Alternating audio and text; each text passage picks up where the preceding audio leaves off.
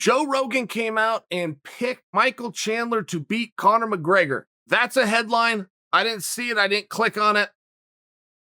Little bit surprising. Rogan doesn't usually jump involved in those things, and it seems as though he must have been offering something. I mean, he must have just been offering, because it's not as though that's a fight that's on the table. It's not as though that's a fight that will ever be on the table in the short term. You don't take the guy that just won and put him against the guy that just lost. I mean, you know what I'm saying? So I feel like Rogan kind of went out there a little bit, kind of stuck himself out there. But it does make me go, well, let me do the same thing. Let's take a look at that fight. I would pick Chandler as well to beat McGregor. I would do that on the guise that Chandler is a multiple-time All-American wrestler and that he could take Conor down and keep him there, the same way as we saw Khabib do, just for an example. I wouldn't be overly bullish on that. I would not tell you to go part with all of your money for that bet, but I would pick Chandler in the fight. So I tend to agree with Rogan there. However, I'm more speaking to the phenomenon, the very short-term memories that we have. To base somebody's career, and we all do it, I'm guilty of it too, but we will base somebody's career, in Conor's case, based on 7 minutes of fighting. We will base it on 7 minutes of action. And it's one of those things, had Conor beaten Poirier, there's no way Rogan is picking Chandler to beat him. At least not to just offer it out of the blue, a mythical fight. And I don't think that many of you would either. It's just we saw Conor, who has appeared invincible at times, to be very vincible. To come out, I mean, open, beat twice, beat 3 different ways. He got beat in the takedown department, he got his leg beat to death, and he got knocked out. Beat 3 different ways, but you're still basing an opinion on 7 minutes of action. And I've been very quick to say that I accept Conor's reason. I don't look at it as an excuse, his reason, which was the inactivity. And I have had people push back and say, but Chael, you're just taking away from Poirier's great performance. Well, I sure don't think I am.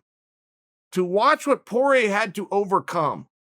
You know, Tito never got any credit the night he knocked out Chuck.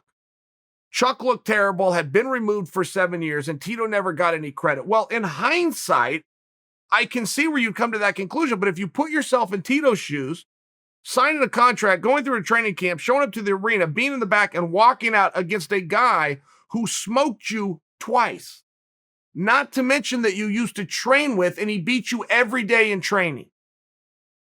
I mean, it's a big deal. It's a mental battle that Tito had to overcome, whether you want to piss on Tito's performance or not. Tito did overcome a mental battle, and I share with you that I openly see that Poirier overcame a mental battle, and he was in a physical one. Poirier was in a physical battle, and you can talk about that was the worst Conor you've ever seen. It was the worst Conor I've ever seen. But it was still a Conor that was going forward, that was pressing the action, that was looking for a left hand and landing it. So he wasn't some dirty, rotten guy out there. He got taken down, a little easy, short, but he got back up to his feet. There was very good moments done there by Conor. I'm complimenting Conor because if Poirier goes out and stops the guy in 7, Poirier beat a pretty good Conor. Not only was it a mental battle that Poirier overcame, there was a physical gap between those two, at least within their first fight. Their first fight that was less than 2 minutes long was not a matter of Conor going out and catching him. Conor beat Poirier's ass and then got him out of there all in 2 minutes. I bring that to you because Poirier beat Conor's ass and then got him out of there in 7 minutes. So I don't feel as though there's any insult to Poirier. It's a full recognition that Poirier is the guy. He is the guy to fight for the belt. Looks like that's going to be a vacated belt, but even if Khabib comes back, that's the guy. So I'm not quite sure where the insult comes, but if we are looking to a part 3, it is very important and very fair to break down your most recent piece of evidence, which was the last fight. And there was some problems that Conor had, and I can tell you as a guy that's had layoffs, it's a real thing. And you can say it's not all you want, and every fighter will deny it and say that it's not. Not because he's attempting to lie to you or even lie to himself. He just doesn't know. You don't know until you walk out there. The speed of an actual fight feels so much faster than what you saw in sparring until you're used to seeing it. The only athlete that's ever said ring rust is not real And then we have to look back and go, well, yeah, it's not for you, is Dominic Cruz. That is the only, there's no boxer you could bring in. No judo, no wrestler, no grappler, nobody. Except for Dominic Cruz. So, right, I mean, I feel like it's a pretty accurate statement to say ring rust is very real for everybody. Even though we do have one fine point example. I mean, sure, is it a little bit of a broad stroke? Yeah, I guess, but it's 99.999% accurate. It does make me want to see the rematch. It does make me very compelled for what we're going to see, because I am very confident that we will see a different Conor McGregor, much like we saw in his rematch with Nate Diaz. But if you were to go back to that Nate Diaz fight, a lot of people thought Nate won. I only bring that to you because even if I'm right, if I am right, that Conor is going to come back better, more prepared, and have shaken off this coat of ring rust. That doesn't mean he wins. If Conor makes it into the third round, he's done better. If he makes it into the fourth round, he's done better. And that's the same lack of pressure that Poirier got to come into this fight with. Poirier was out of there in less than 2 minutes in their first fight. So if you were to compare what's going to happen to the way we judge track and field is not about, can I beat the guy standing next to me in this 100-meter race? It's about personal records. You can pretend that guy's not even there. Can I personally run this faster than I've ran it before? If I have, I've done my job and I've done a great job at it. Has nothing to do with beating the guys on my left or right. I bring that to you because Poirier got to go into this. Look, if Poirier can get to 3 minutes, he's done better. He has a personal record. If he gets into the second round, he has done better. He has a personal record with Conor. So for Poirier to be able to compartmentalize and go out there and look at it from that perspective, and I've never heard Poirier say this. I just know what I saw. And I saw a very relaxed Dustin Poirier that was able to get a lot of work done. Now, if you're make-believing in any fashion that Conor was so rusty and so bad that it's just going to be a whole new story, I think that's a little bit of a stretch too. I think Conor looked pretty good. It's just the worst Conor I've ever seen. The Conor that I saw out there that I'm declaring the worst Conor I've ever seen is a top 7 guy in the world, even on that day. I'm very inclined to say a top 5 guy. I bought myself a couple of more spaces so that you guys didn't argue with me. Call him a top 7 guy. I mean, it was a very good fighter, and Poirier got his ass out of there. Hurt him, stopped that leg, stopped an entire arm of his being, took him down, and knocked him out. But Poirier did a lot of things where if Conor is to improve and looks a whole lot better, he could still lose that fight. I'm bringing that to you because now we're talking about that Chandler can go out and beat McGregor, and I feel as though we're just going to keep saying, well, this guy could beat Conor, and this guy could beat Conor. Well, that Conor. But what happens if the Conor that fought Jose Aldo shows up? What happens if the Conor that fought Chad Mendes shows up? What happens if the Conor that fought Eddie Alvarez shows up? And in all fairness, what happens if the Conor that fought Khabib shows up? The Conor that got beat by Khabib was the second best guy in the world that night. It was number 2. He was not number 1. Khabib was number 1. But the Conor that showed up against Khabib beat anybody else alive in the weight class. So I think that both of these guys have a lot to prove. I think that there's a lot of improvement here going. I am very curious for what's going to happen with Chandler. Look, when the monster comes out of the closet, you can't put him back in.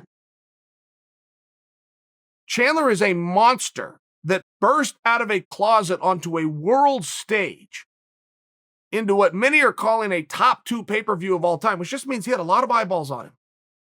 A lot of new, fresh faces that want to see something very special for Chandler. The most special thing you can get is a title fight. I do not believe we're going to see Chandler versus Poirier. In fact, I'm very bullish in telling you that's the only matchup for Chandler next, and I'm confident we won't see. Because there's no media around it, including Joe Rogan coming out talking about Chandler versus Conor. Chandler versus Conor is more unlikely than Chandler versus Poirier, only because you're 2 guys coming off a win.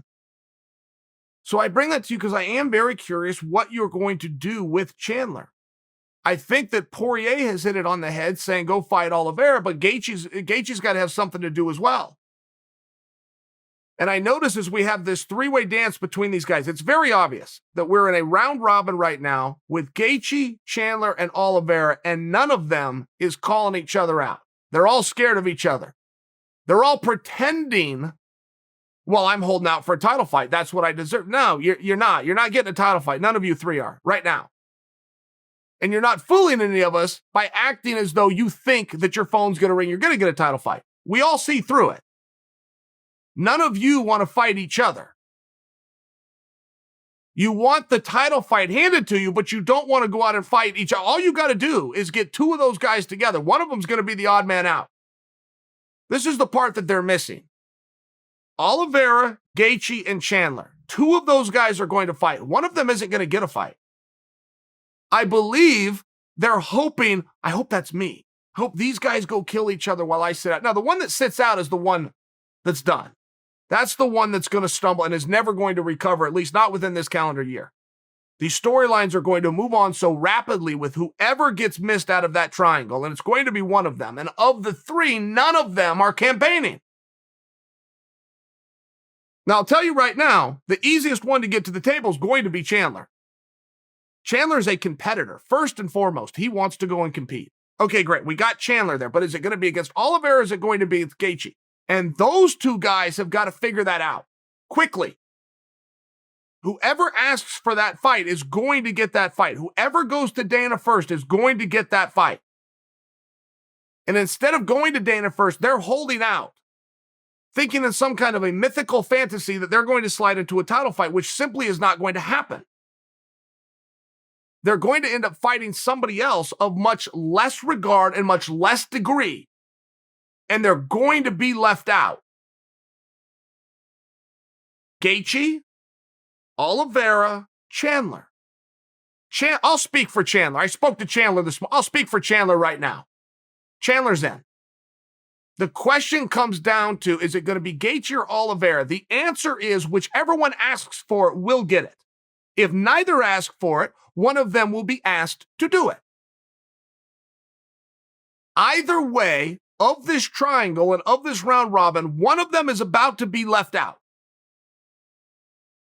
And they either don't care or they're so out of touch with the industry and their own career specifically that they don't see it.